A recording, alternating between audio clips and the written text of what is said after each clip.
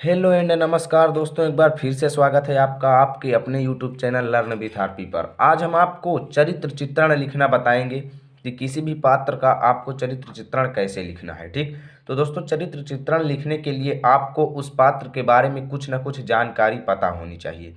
यदि आपको थोड़ा बहुत जानकारी भी है उस पात्र के बारे में, तो चरित्र चित्रण कैसे बना करके लिखा जाता है, वो चीज़ें मैं सब कुछ आज आपको बताऊंगा। और चरित्र चित्रण को बढ़ा चढ़ा करके कैसे लिखें कि आपको एग्जामिनर अच्छा अंक दे और आपका कोई भी मार्क्स ना कटे। तो जुड़े रहें इस वीडियो में और आपको पूरी जानकारी देंगे चरित्र चित्रण लिखने के बारे में। ठीक, तो देखिए सर्वप्रथम यहाँ पर आपको मैं एग्जाम्पल के तौर पर आपको चरित्र चित्रण लिखने के लिए मैं आज यहाँ पर महात्मा गांधी जी का उदाहरण ले रहा हूँ। ठीक, मैं महात्मा गांधी जी के ऊपर चरित्र चित्रण लिखूंगा और आपको बताऊंगा कि कैसे हेडिंग्स को बनाना है और किस तरीके से बढ़ा चढ़ा करके हमें चरित्र चित्रण लिखना है। ठीक, तो जुड़े रहें आज की इस वीडियो में। तो सर्वप्रथम देखिए, जिनका हमें चरित्र चित्रण लिखना है उनका हमें यहाँ पर बीचों बीच नाम लिख देना है। ठीक, तो उनका नाम यहाँ पर हम लिख देते हैं।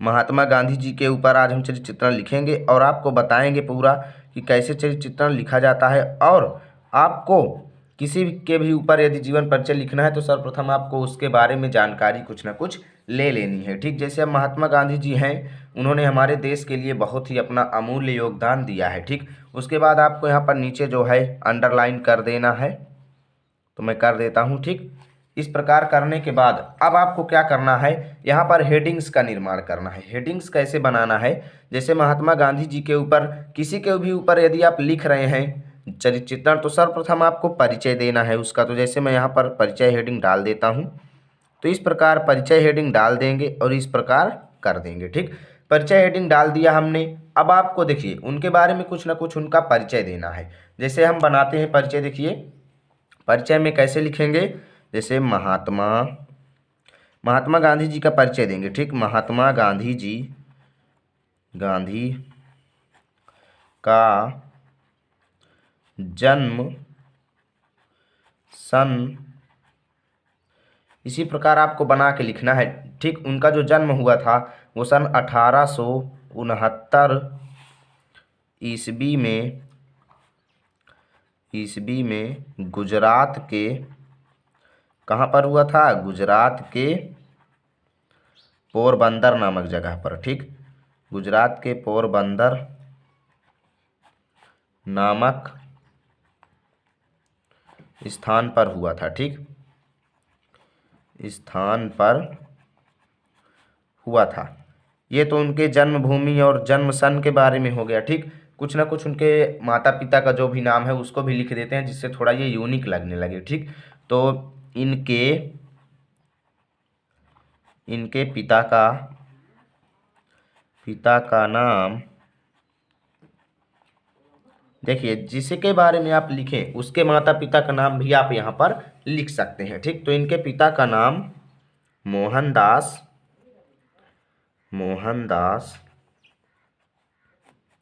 करमचंद गांधी था। ठीक, गांधी, तथा माता का नाम भी इसमें जोड़ देते हैं। इनके पिता का नाम मोहनदास करमचंद गांधी तथा माता का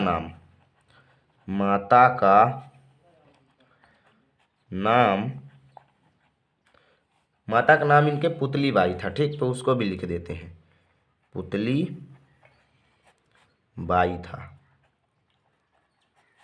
इस प्रकार इनका इतना परिचय बहुत है। ठीक, इतना भी आप लिख देंगे तो पर्याप्त है। इतना परिचय लिखने के बाद अब बात आती है दूसरी हेडिंग की। तो दूसरी हेडिंग के लिए आप यहाँ पर दूसरी हेडिंग लिख देंगे, जैसे सत्यवादी की गांधी जी हमेशा सत्य बोलते थे। ठीक, तो इस प्रकार कुछ विशेषताएं चुन करके आप हेडिंग्स का निर्माण कर सकते हैं। जैसे सत्यवादी हेडिंग हमने डाल दिया। अब सत्यवादी में कैसे लिखना है, देखिए सत्यवादी में महात्मा गांधी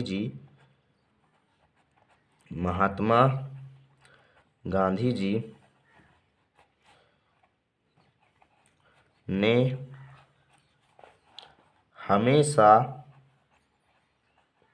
हमेशा सच्चाई का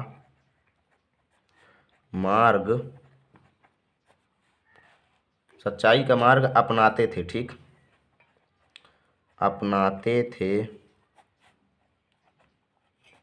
तथा, देखिए मैं जितना भी चरित्र चित्रण बता रहा हूँ वो सब मैं बना करके लिख रहा हूँ। जैसे वो हमेशा सच्चाई का मार्ग अपनाते थे और वो सभी लोगों को सच्चा काम करने की शिक्षा देते थे, ठीक, तथा सभी लोगों को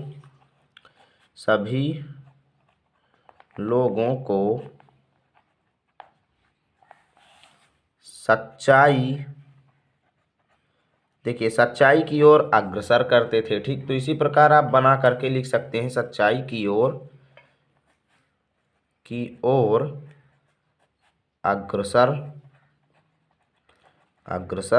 करते थे, इस प्रकार, ठीक। अब इतना लिख दिया, इसमें आप कई प्रकार के बना करके लिख सकते हैं। जैसे उन्होंने कहा था कि जो है हमें कभी भी झूठ नहीं बोलना चाहिए और प्रत्येक काम को हमें ईमानदारी के साथ करना चाहिए, और उन्होंने इसी रास्ते पर चल करके अपने देश को आज़ाद कराने में सत्याग्रह आंदोलन किया, सत्य के प्रति अपना अमूल्य योगदान दिया, और सत्याग्रह में उन्होंने कई किसानों और कई लोगों की मदद की, और उन्हीं के इस सत्याग्रह आंदोलन के आधार पर आज हमारा देश आज़ाद हुआ है, ठीक। तो सत्याग्रह में आप यहाँ पर सत्याग्रह तक पहुँचा सकते हैं, क्योंकि सत्य के प्रति आग्रह की बात यहाँ पर सत्यवादी में भी आ सकती है, ठीक। तो आप कितना भी बना करके इसमें लिख सकते हैं, और मैं यदि पूरा बना करके लिखूंगा तो वीडियो बहुत ही लंबा हो जाएगा, ठीक। तो अब देखिए मैं दूसरी हेडिंग क्या बना सकता हूँ इसमें। देखिए सत्यवादी के बाद आप यहाँ पर लिख सकते हैं, देखिए नेतृत्वकारी, ठीक। अब इस हेडिंग में देखिए हम उनके जितना भी नेतृत्व क्षमता थी, जितना उनके अंदर राजनीति थी, ठीक, उसका हम यहाँ पर वर्णन करेंगे। इसकी जगह पर आप राजनीतिज्ञ भी लिख सकते थे, ठीक, राजनीतिज्ञ, और लिख करके उसके बारे में हम वहाँ पर जितनी भी उनकी राजनीति की क्षमता थी वो सब कुछ बताएंगे। तो इसमें आपको कैसे लिखना है, देखिए वह एक कुशल, देखिए मैं बना करके लिख रहा हूँ कुशल, योग्य, सुयोग्य, कुछ भी लिख सकते हैं। वह एक कुशल राजनीतिज्ञ थे। देखिए इसमें आपको कुछ भी याद करने की ज़रूरत नहीं है, मैं पूरा बना करके लिख रहा हूँ, ठीक। कुशल राजनीतिज्ञ थे। उन्होंने अपने या अपनी नेतृत्व क्षमता के बल पर भारत देश को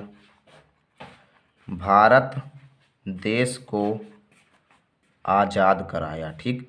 उन्होंने अपनी नेतृत्व क्षमता के बल पर भारत देश को आज़ाद कराया,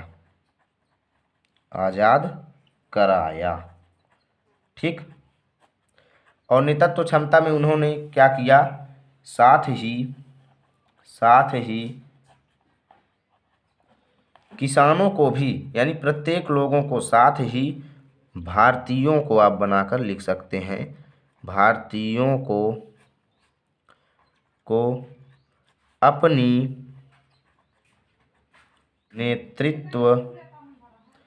नेतृत्व क्षमता का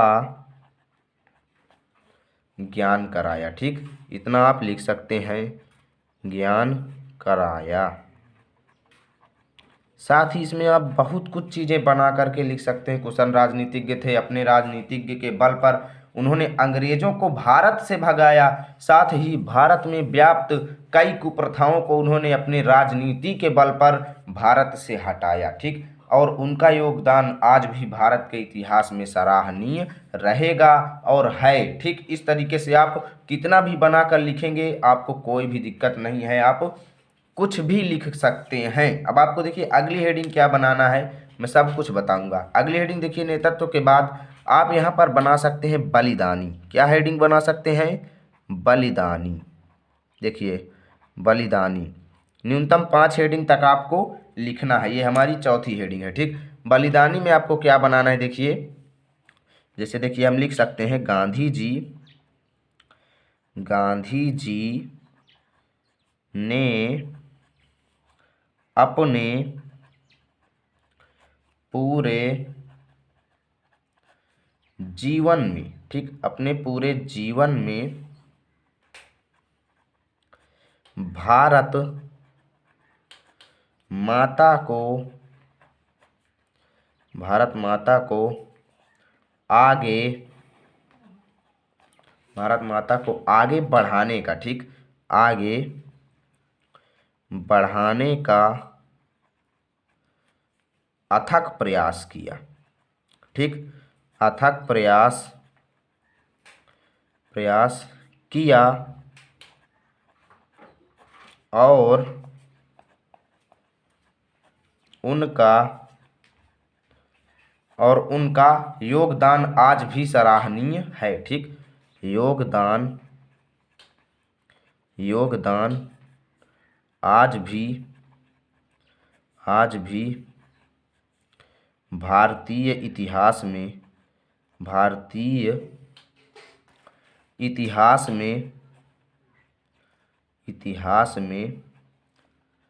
सराहनीय है, ठीक। मैं अगले पेज पर चलता हूं क्योंकि ये पेज भर चुका है। देख सकते हैं मैंने बना करके एक पेज भर दिया है, और यदि मैं पूरा लिखता तो 2, 4, 5 पेज लिख सकता हूं, ठीक। देखिए भारतीय इतिहास में सराहनीय है, ये हम अगले पेज पर लिखते हैं। तो देखिए हम आ चुके हैं अगले पेज पर, और यहाँ पर लिख देते हैं सराहनीय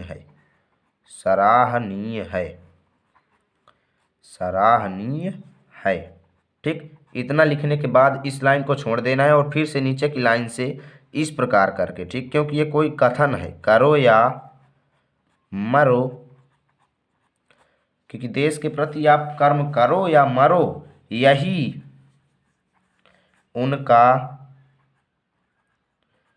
नारा था, ठीक, नारा था, और वो प्रत्येक कार्य को इसी सिद्धांत पर करते थे, ठीक, प्रत्येक कार्य को इसी सिद्धांत से करते थे, या तो कार्य को सिद्ध करना है या फिर मर जाना है, ठीक, इसी सिद्धांत से करते थे और इसीलिए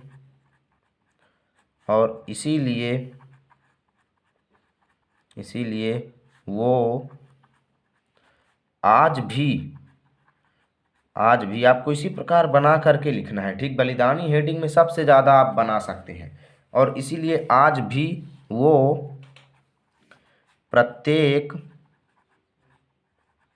भारतीय के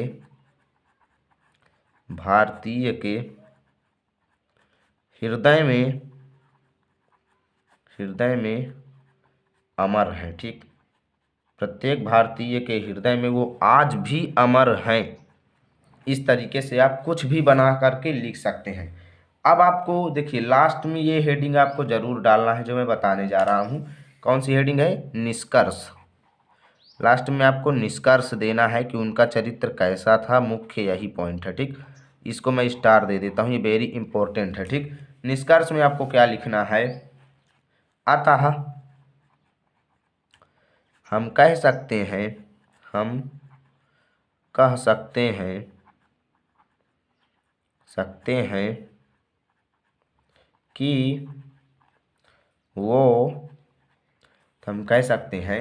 कि वो जो थे एक कुशल। देखिए अब यहाँ पर आपको सभी हेडिंग्स को बारी बारी पर, जैसे हमने एक हेडिंग बनाई थी राजनीतिज्ञ, तो कुशल राजनीतिज्ञ, सत्यवादी, ठीक, प्रत्येक हेडिंग को बारी बारी से कॉमा करके सत्यवादी, बलिदानी या फिर देश प्रेमी एक हेडिंग आप बना सकते हैं। देश प्रेमी तथा बलिदानी